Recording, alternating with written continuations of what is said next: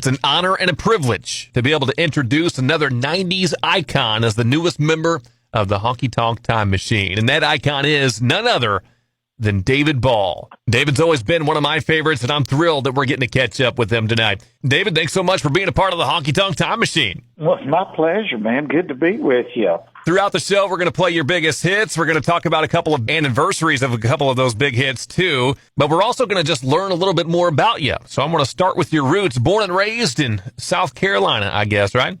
Yeah, that's right. That's where I kind of grew up out there and learned to play a little music and, get an education and all that good stuff. Got a good education in country music. When I listen to your music, I kind of hear the influence from all over, particularly Bakersfield. But who did you admire and listen to as you came up? Well, there were a lot of local people. There was, Spartanburg for some reason was all kinds of music and great musicians, and a lot of it was my family. Both my parents played a little music, my mother especially, and everybody sang. So that was a big, got me started. And then, we listened to a lot of radio, just top 40 radio, which was, when I got to be about 11 or 12, it was all just Roger Miller. I especially remember hearing that stuff. I thought it was pretty wild, I'd never heard anything quite like Roger Miller. Yeah. And it was, I didn't really know what it was. It was like he had that song, Dang Me and Chug-a-Lug. Yeah. Chug-a-Lug. We used to sit up in an apple tree, me and a couple of guys, when we were about 10 or 11, and one of them knew all the words to Chug-a-Lug, and I just thought that was just the craziest thing. And it was a big influence on me, yeah. And I don't know, my older brothers were played horns, and they were in the, in the high school and junior high band, and so I fooled around a little bit with the trombone, but not really. I was more into playing guitar and singing, that kind of thing. And everybody over there in Carolina played a lot of folk music. If you learned to play guitar, you would learn all these old folk songs and stuff. Yeah, so it's ingrained in you pretty early on in your childhood. In fact, I read that you wrote your first song in 7th grade. I believe so. Yes, it was a mighty good song.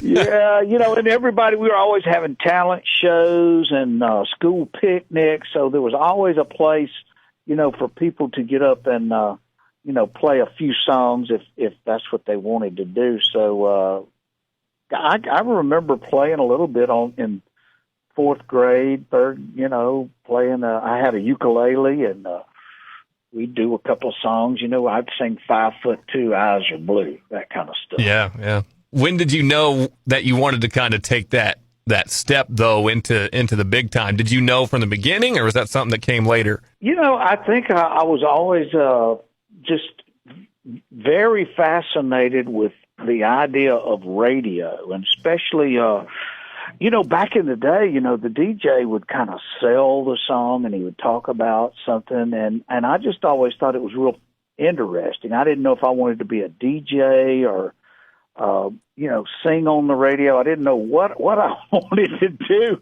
but I really liked it. I really liked, having that connection to the radio, because, the DJ would make you feel, like you were hearing something really exciting. And it was exciting, and I just kept at it. And there were a lot of good musicians in Spartanburg, and I kept bumping around and playing with, different people in different kinds of music. And I switched over from playing guitar, and I got fascinated with the upright bass when I was in high school. And because of playing that bass, I played with, got to play some bluegrass. I played in the orchestra in high school, or I faked it. I wasn't really that good of a reader, but, having playing guitar and stuff, it really helped. I could tell what you're doing. And I made the effort. I just wanted to see if I could do it, and it was kind of fun. Nothing like playing in an orchestra, So, but it just opened up a lot of doors, and I got to play a lot of music. And then I met a couple of guys that were really, really good guitar players, and I knew one of them pretty well. And they were doing a duet, both of them playing acoustic guitars, and they were doing a lot of folk stuff and just all kinds of music. And there was a restaurant bar they were playing at, and when I was in high school, I would sneak in there with some friends, and I was a big fan of theirs. And then they would let me get up and, sing a song or two. And I think the first song I got up, they would say, "And now here's little David Ball to sing 'My Shoes Keep Walking Back to You.'" And they thought that was so funny. They thought it was real funny. So I learned that "My Shoes Keep Walking Back to You," which is no Ray Price song, and I got up and sang it with them. I'm telling you, it was very exciting. And you got the bug, right? I did. I always had the bug. I did. And so, and then later joined up with them, and started playing bass and kind of, they were so great at harmony, and I'd done a little bit of that, but not like these guys. And Walter Hyatt, Champ Hood, they were a little bit older than me, but they taught me a lot about, harmony and, just good music. Walter Hyatt had just great, well, they both did, they were both, Champ Hood was kind of a rock and roller, and Walter Hyatt was a deep folk musician. He knew all this old, obscure, great music. I had never heard any of it. And so I started picking that up, and then they began playing some bluegrass, and I would sing a few bluegrass songs with them. And you'd eventually moved to Nashville. Now, was that a departure to move to Nashville and get away from the folk stuff, or were you still trying to do that as you moved to Nashville, or how did that kind of work? We did it all. That was one of our strengths, and one reason people liked us. Now, we played, we were basically kind of a folk. We had that format, our sound was like Peter, Paul, and Mary, but we really didn't play that much of that type of stuff. But we did play the South Carolina Folk Festival, and we got to hang out with Doc Watts, and our music was more kind of like Doc, because we had a real good guitar player. Champ Hood would do a lot of flat picking, and it was at a time when Doc Watson, he cut Georgia. He was doing all kind of great music. Mm-hmm. And so we opened up a few shows for Doc, and had a couple of friends up in Nashville that were doing well. Marshall Chapman, she was songwriting, and she's from Spartanburg. And so we came on up to Nashville and just kind of hung out, and tried to get some gigs and meet some people. And it was pretty exciting, but we didn't stay. We stayed for about 8 months and almost starved to death. It got pretty tight there for a while, and so we went back to South Carolina, and everybody got a job. and I worked at the lumber yard. I kind of had a job, and so I went back to the lumber yard, and we did that for about 4 months. And got healthy again. Then we got an offer to come to Austin, Texas, through some people we had met in Nashville, and I think we hooked up with a fiddler from Durham, North Carolina, and he was fantastic. And so we were now, we were kind of acoustic folk, but doing a lot of original, kind of like Jerry Jeff Walker type stuff. Okay, yeah. That's how you some of it. And so we all went out to Austin, Texas, and it was fantastic. We had all the work. That band wanted to just play live and make some pretty good money. We could play live in Nashville, but we couldn't make no money. So, Austin worked out really great for us for about 4 or 5 years. And then I stayed out there and I started really going to these honky tonk, dance halls. And it was all new to me. Mm-hmm. And, you walk in and they got we were a band, we had 3 singers and, kind of played, a lot of picking and stuff. But the bands in Texas, they would be like, heck, they'd have 3 fiddlers on stage and, it'd be like 7 or 8 piece band. Wow. And, 400 or 500 people dancing. And I just thought, this is the greatest thing in the world. And the music sounded so good. The ceiling was low, but the rooms it was almost like a giant skating rink. That's what I could compare it to, because, it had the big hardwood floor in the middle of the room and then the tables and chairs all around. And I'd never seen anything like it. There wasn't anything like that in Nashville, and certainly Spartanburg, they kind of had, pavilions and places you could go hear music. But, boy, these places, and you could tell they'd been there for a long time, and it was wonderful. So how did you end up kind of separating ways from those guys and kind of going at it on your own then, David? Well, I don't even know. It just, bands go in different directions. And sure. Uncle Walt's band was very experimental. We would try different things, and we had a real country thing about us, but that band was going in different directions, and so I was able to get an offer to write songs in Nashville. And, at that point, the last thing I wanted to do was go back to Nashville. I was having a lot of fun in Texas. And, but I came on to Nashville and I heard Randy Travis on the radio going, on the other hand. Mm-hmm. Great song. And I started hearing Ricky Skaggs. Ricky Skaggs was having hit records on the radio with like old Ray Price song. Yeah. And I thought, well, now this is something I could do in Nashville. This is what I like. And of course, George Strait, Unwound, and his first record, and even Ricky Van Shelton. Who else? There was a bunch of them, and I really identified with it. So I came on to Nashville, and once again, like to starve to death. I don't know what it is. It's very tough. It is very tough in Nashville. And publishing contract just wasn't paying the bills, I guess? And it it's a hard way for me to, I'd been writing songs, but it was really I was here to kind of learn and see how they did it. But writing songs by appointment in an office. Yeah.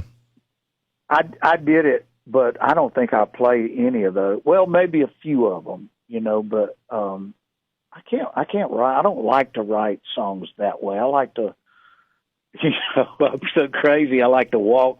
I like to be out in the woods, kind of maybe doing some kind of work or something, and, or just messing around. And the next thing I know, I'll have a song on my mind. And so it can't be the kind of work that, occupies your mind. It has to be something, kind of mundane. And then, then I'm always surprised, so I'll lay down that whatever tool and I'll go inside and I'll start working on the song, and it's fun. I love writing songs. It's a lot of fun. It's hard to just sit there and come up with an idea on the spot. Exactly. But staring at a blank piece of paper is the worst thing you can do. But some of the best ideas come when you're, inspired by something that you're doing or whatever. So I completely understand that. You'd end up signing with Warner Brothers, though, through that publishing contract, right? It would ultimately lead to that big record deal. Yeah, and that that worked out good, and I really felt pretty confident that we had cut 3 songs, and one of those was Thinking Problem, and we were shopping it. And, it's that same old story. I mean, people were like, no, and finally somebody at Warner Brothers heard it, and they called up, and got in touch, and we went down, and then they want this and they want that. They want to see me play live, so we had to do that.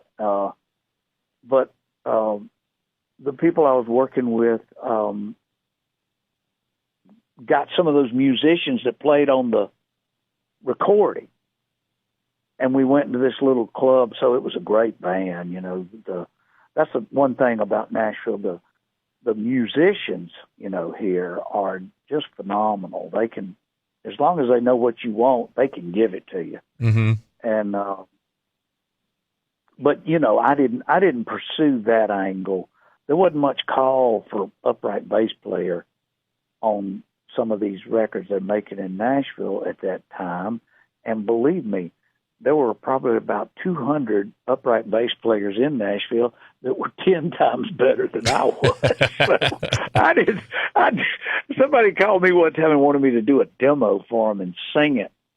That's hard. I couldn't do it. I really couldn't, they was like, well, we appreciate it if you'd sing the melody. And I was like, well, I'm doing the best I can. But they have a system up here, it's kind of tricky. It's like every note has a number, and they sing. That's how they're able to pick it up so quick.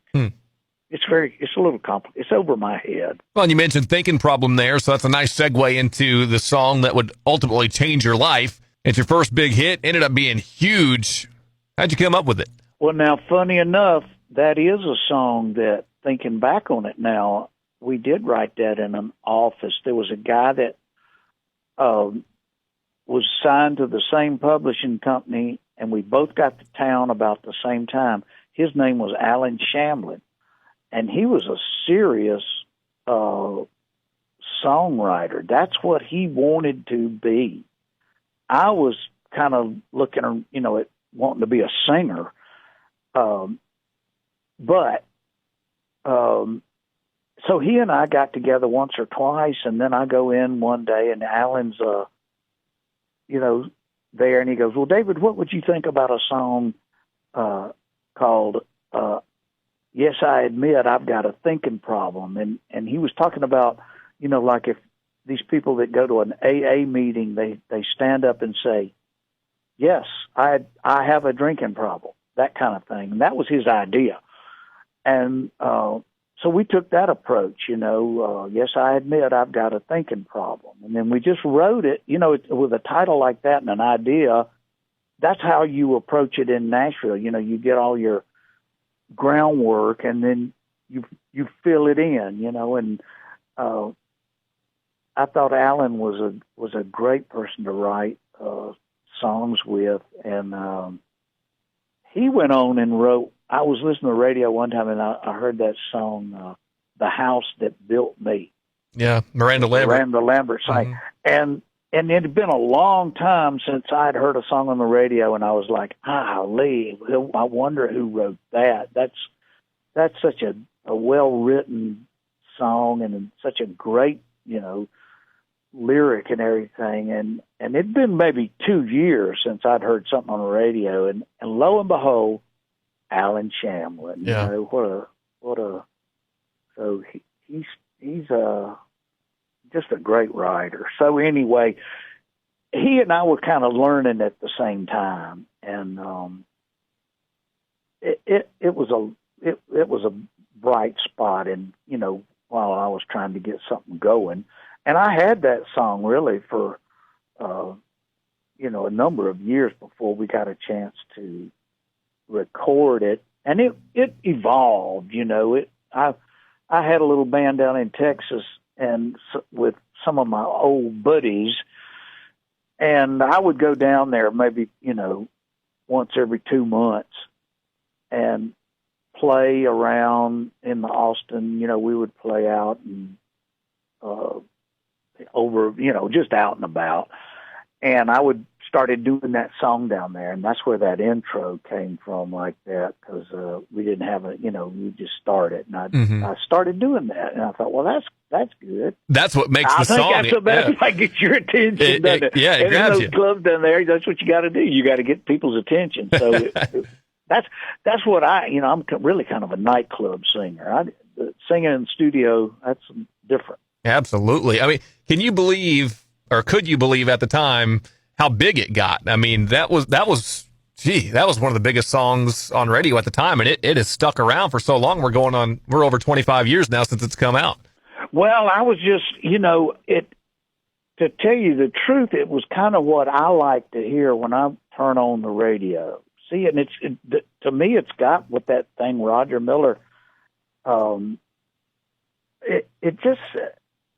That's the kind of stuff, and it was very much influenced by Texas. And I just like that kind of stuff. I like that. It's been so long since I've thought about that, but that was exactly what I was wanting to do. And I'm glad radio was in a place where, they would play it. I had a lot of help with radio stations. A lot of DJs loved that record. And they played it all the time. Yeah, I heard it so much. People, I think some people got sick of it, but I sure didn't. No. I still love it. And I still love to sing it. I never got sick of it. It brings back great memories from my childhood. Every time I hear that first lyric hit, it's awesome. I'll never get tired of it. And the whole album, though, David, was fantastic. That album also had When the Thought of You Catches Up with Me, which to me is right up there with just another one of your great songs. Well, thank you. Yeah, now I wrote that one driving in the car, like what I'm talking about, where your mind is not really, you can wander and think of things. And I wrote that just driving down the car, and it was really pretty simple to write it. I thought it was, I like singing that. And we put a lot of good songs on that first record. I remember recording, and we were having a pretty good time getting it done. It was a lot of fun, a lot of cutting up. We spent more time messing around, cutting up than we did actual work. But I think that's the way you got to kind of do it. You can't rush it. Right. You can't. You don't want to go in there and be all business. That'll bleed through into your music, right? If you're having fun, you want that to kind of translate into what you're putting out there. Yeah, I was like, well, now you can't use that as a vocal, and the producer would be like, oh, we're going to use it. That sounds kind of squirrely to me, but you're the boss. You would think they would know a little more about. It's the best thing about them is they believe in luck. So I believe in luck too. You got to have luck, and you got to have talent. But man, the amount of talent, I've heard so many great singers. They're just, all up and down Broadway and phenomenal. It's funny how it works out for some people, and then other people, they just can't seem to get arrested. It takes a team. You got to have a team. Good lawyer. Yeah, bad lawyer. Good lawyer, if there is such a thing. I never was. I couldn't find one. But. Yeah, a lawyer good at his job and a good lawyer. I guess that's two different things, right? Hey, I like that. I'm going to put that in a song. I'm glad I could help. That'll be your next big hit. I also wanted to bring up Look What Followed Me Home, too. I was always a fan of that song, David. Now, there was a guy that I wrote a lot of songs with. His name was Tommy Polk, and I thought it was pretty good. And then, like I say, it takes a lot of people. This was there has to be kind of a committee, and they just thought that was a great song. And I thought, this piano player that they booked on the session, I thought he added, all the musicians were great, but this guy was kind of a New Orleans style piano player. And that's, after spending all that time in Texas, man, it especially East Texas, where all of this music is still, I go out there and play and have a great time and a good crowd. And it made it a little different. It gave it kind of that swinging. It made the music bounce, which makes for good dance music. See, that's what I like, and that's what we were able to capture in that piano player on that record. Especially we did one, Honky Tonk Healing. It just had a little hop to it. And I think the record label, a lot of them were thinking that Blowin' Smoke was a song on that first record, and they were going to put that out as a first single. But then the record label started playing some songs at radio, and the station in Louisiana heard Thinking Problem, and without, they have to get everybody, see, you're in radio, so okay, I don't need to explain it to you, but everybody's supposed to get on the record at basically the same time. Right, that's what allows you to climb the chart, right, yeah. Well, this guy in Louisiana, 3 weeks before we even put a record out, he's turned Thinking Problem into his most requested song on his station. That's the story that, that I got, and I think it's true. He just jumped on it and loved it and kept playing it, and so they decided to go with Thinking Problem, and we didn't go with Blowin' Smoke. And I don't think we ever put Blowin' Smoke out as not as a radio single, but it worked out for you. Those 3 hits that I just mentioned were all huge radio hits, plus a couple other releases helped that album to go platinum. Speaking of which, the 25-year anniversary of that album just came out. I guess it was a couple years ago, wasn't it? Yeah, remastered it, repackaged it. I think made me look a little more handsome, I think, in some photographs. I don't know how they did that. That's funny how that works. Is that even possible? I don't know. It's not just you they do it with. I think they do that with just about everybody. But yeah, that is available now for people to pick up and kind of relive some of those memories too. So it was a lot of fun putting that record out. I remember hearing it first time I heard Thinking Problem on the radio. I liked it. I thought, this is more of that kind of stuff, and but then we went out and toured, got on opening up for a lot of big names, and it was a good fit. It was I did a whole bunch with Dwight Yoakam and Brooks and Dunn, a little bit with Alan Jackson, who I really admired what he was doing, because he wrote all of his stuff, and that's kind of what I was trying to, write a bunch of my stuff too. Now, as big as Thinking Problem was, you would think that radio stations would have jumped on the next album as well. That album was called Starlight Lounge, and the first single from it, Circle of Friends, it didn't really chart all that high. It seemed like stations were kind of staying away from it, and you can say the same about the follow-up to that album, Play. So it would end up like 6 years between your big hits, Riding with Private Malone being the next one. But why do you think that was? What was going on during that time that your mainstream success started to dip a little bit? Man, you don't even want to know. Well, now I do. It was just about everything. Like I say, it takes a team. It really, you got to have a manager and see, I got that record deal and was on the way in the middle of making a record. I didn't even have a manager, we just did it. Mm-hmm. And so the management thing was not my strong point, and I didn't realize how Nashville operated. I didn't understand,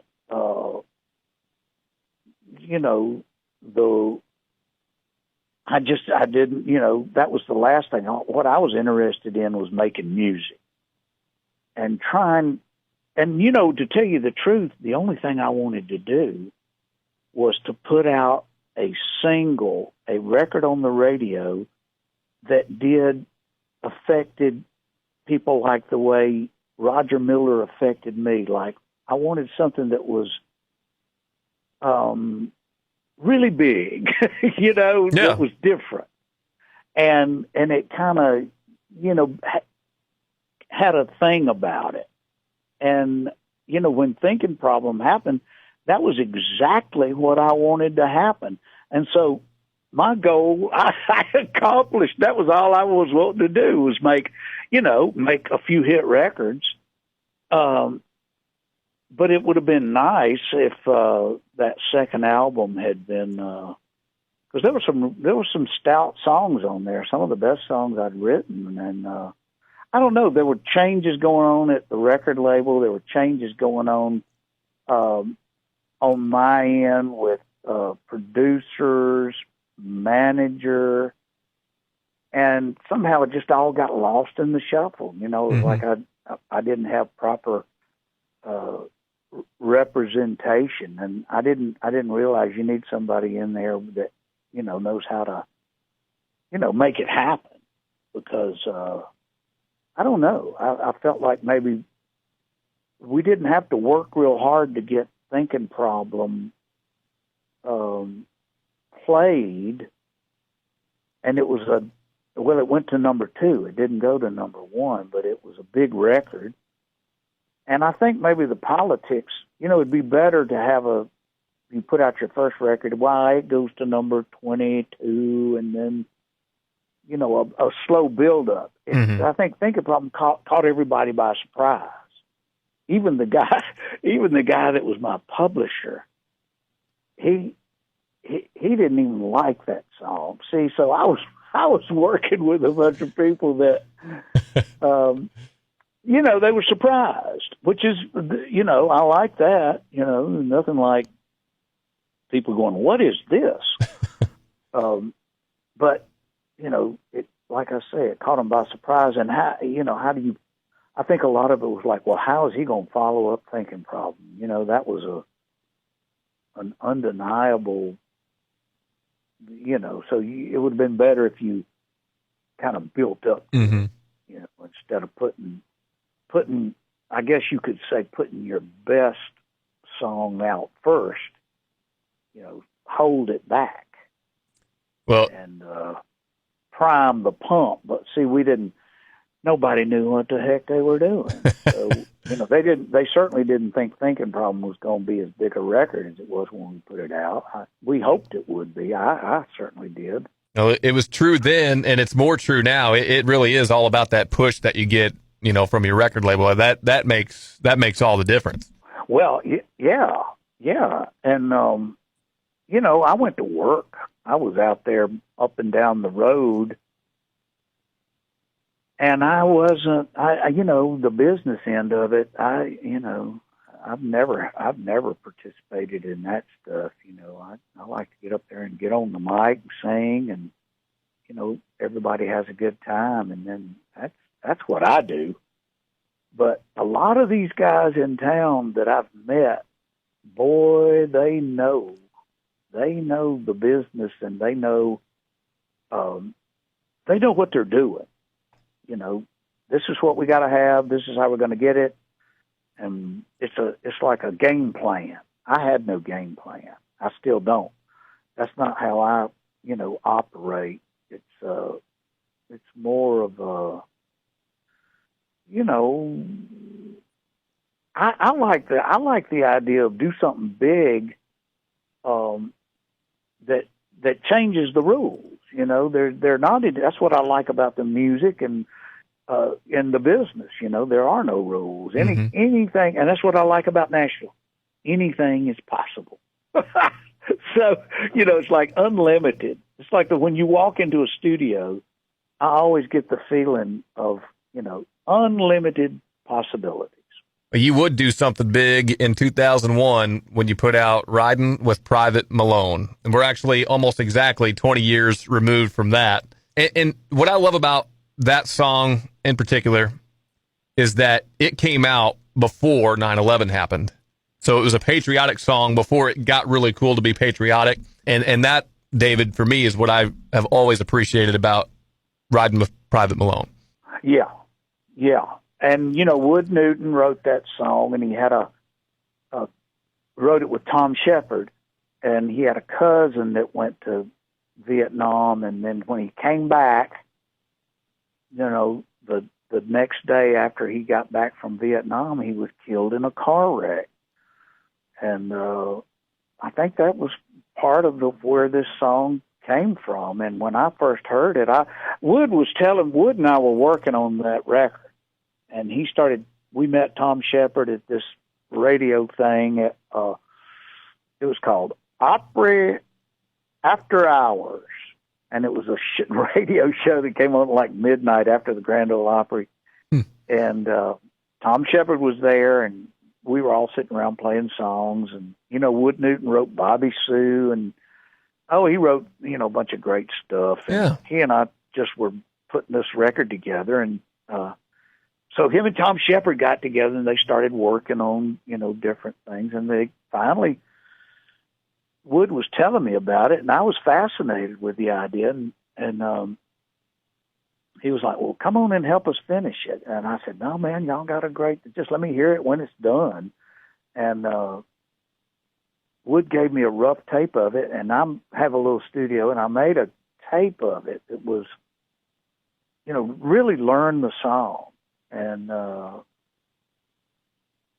Wood says I changed it, but I wasn't trying to change it. I was just trying to get it, organize it a little bit. And I just thought it was really, you could tell it meant something to all those guys that went to Vietnam that got such a raw deal when they came back or while they were over in Vietnam. What a mess all that was. And here's this little song that is just a nod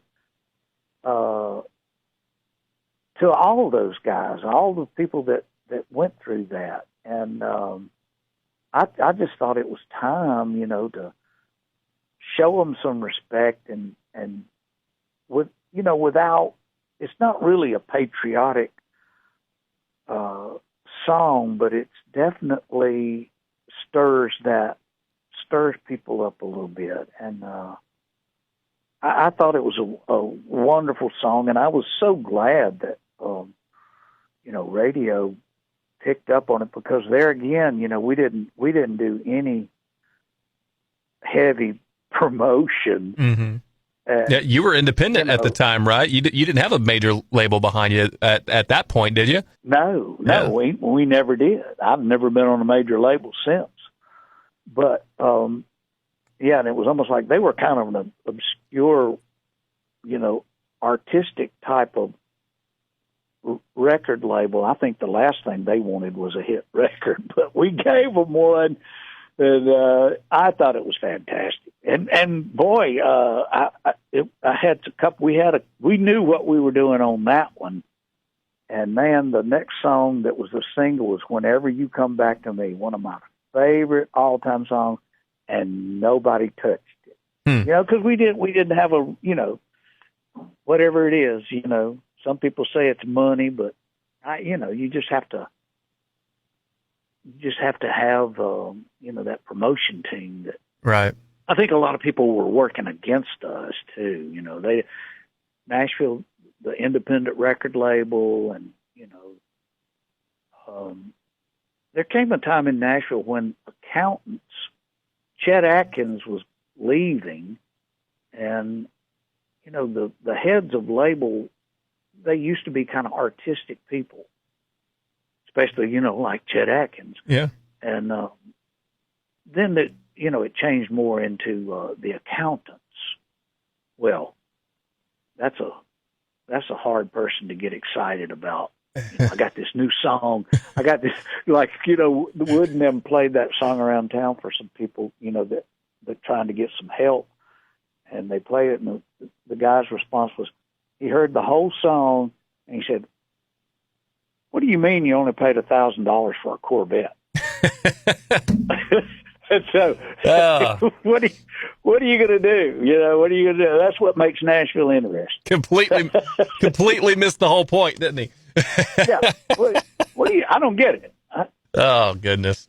Seriously, though, the success of that song without having a big label push is pretty impressive. There was one other song that year. A guy named Mark McGuinn put out a song that was also independent. It made 2001 the first year in like almost 20 years that two independent songs would go top 10. So a huge accomplishment for you. This is Stephen Rudy. Was that what it was? That's it. That was it. Yep. Yep. Harold Shedd produced that record. I met him, and I think we did a show together somewhere one time. Oh, really? And boy, that was a huge record. Oh, yeah, it was.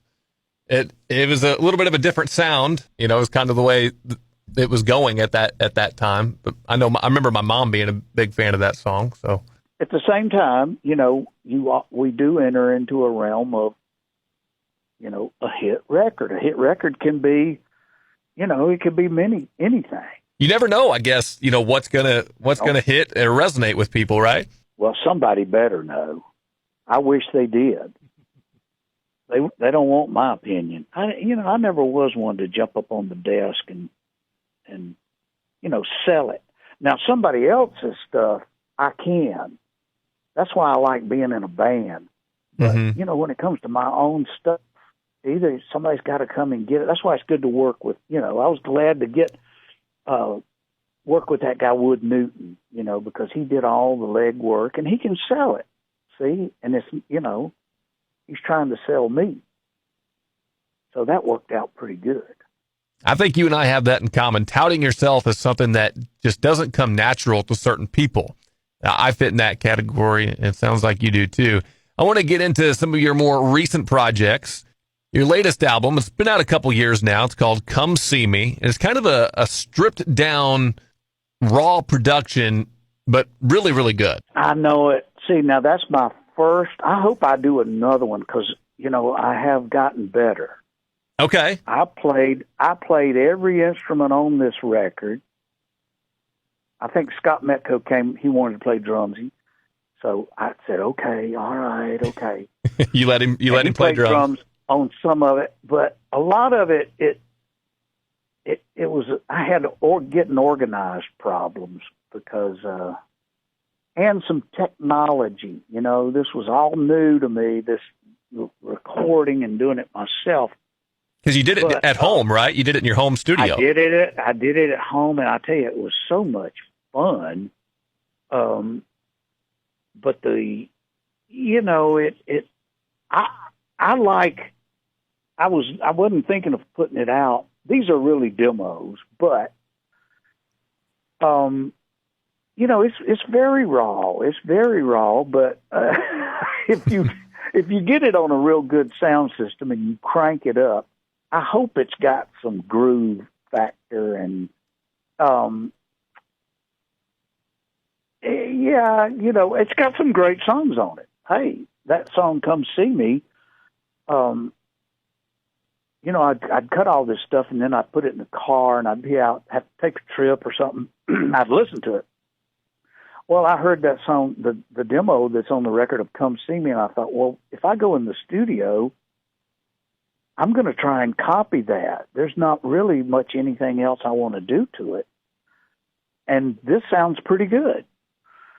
But, you know, I got a real expensive system in the car. You got to get it on something that, you know, you can't listen to it on an iPhone, but I hope to do another one because, boy, I've got the songs.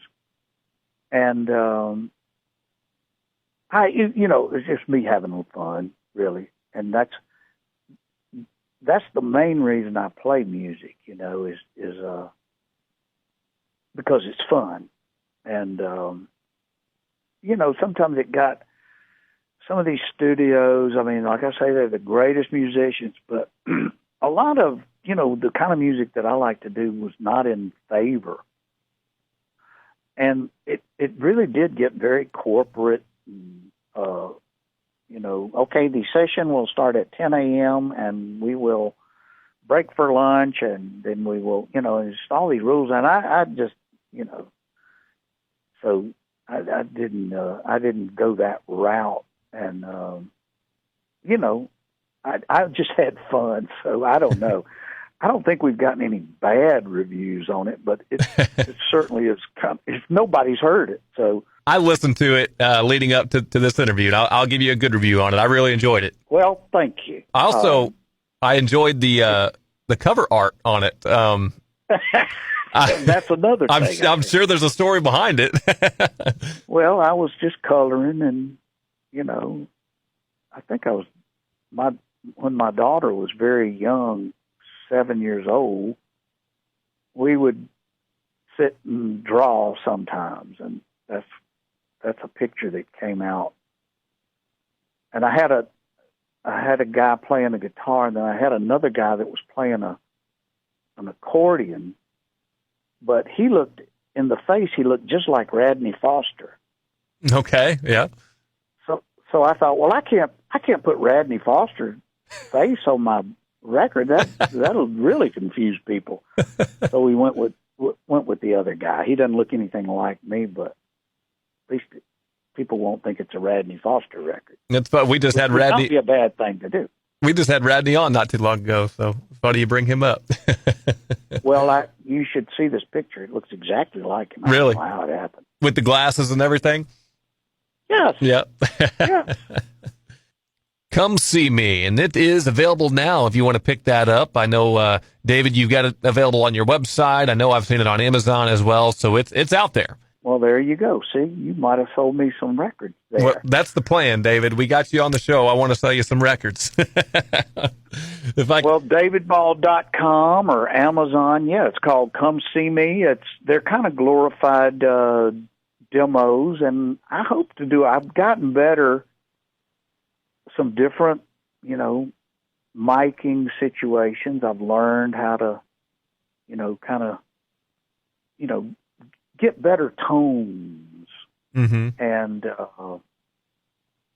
but and trying to record that upright bass, man, whew, if anything got slow or I got bogged down, I would just steamroll over it, plow through it. Yeah. And, and I was real into a lot of this Buck Owens kind of raw country music from that era.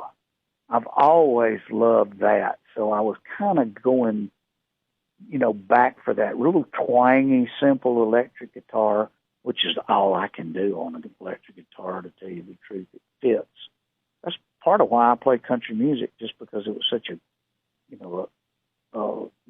it fit me, it fit the way I sang. And I kind of knew that as early as when I was like in the third grade or fourth grade. I just really identified, with that stuff. I thought, I can do this. This is something that I would enjoy to, play. It's fun. Do you still play shows? Do you get around and do any type of touring nowadays, or? Well, we just did one, but very little. And I might not really go do anything until see what's happening after Christmas, because the minute you get everything in place, ready to go, well, then here comes everybody's you got to be back, you got to wear a mask, or you got to be vaccinated. I don't want to get into all that. What I like to do was play a lot of these nightclubs.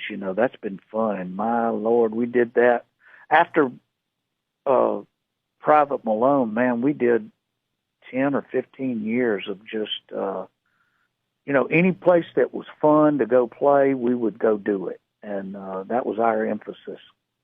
If the gig wasn't going to be fun, it would cost you twice as much. But if it was fun, man, we had a good time. We had a good band, 4-piece band, But see, that's all those guys kind of, one of them moved to Florida, the other one went to work, and COVID kind of shut everything down. And it's still kind of shut down, but it was looking like it was coming back. Yeah, it's kind of half back and half shut down. It's just kind of a weird place right now. It's kind of in limbo, I guess. Limbo. Yes. I'm ready to put out another hit record, but well, I hope that's kind of like the old horse, that delivered the milk. You might be dating me there. Well, they would say, once you retired those horses from delivering milk, they'd be in the stall, and about 5:30 in the morning, they'd start pawing. You know, they would be like ready to go. Yeah. The trucks had taken over, Well, and there was old Nellie in the stall, ready to go. You know what they did? They tied her to the back of the old truck. oh, really? She could walk. Yeah, she could walk along with them. Walk along with the milk That's truck. me. Right. Well, I got to admit, this interview has taken a turn that I did not expect. Do yourself a favor and pick up David Ball's new album or his latest album, Come See Me. And while you're out at the 25th anniversary of Thinking Problem, pick that up too. David, I've had a lot of fun just talking to you, reliving some of these old memories. It's been a blast. I sure appreciate you taking some time and coming on my show. Well, anytime, man. Thank you very much.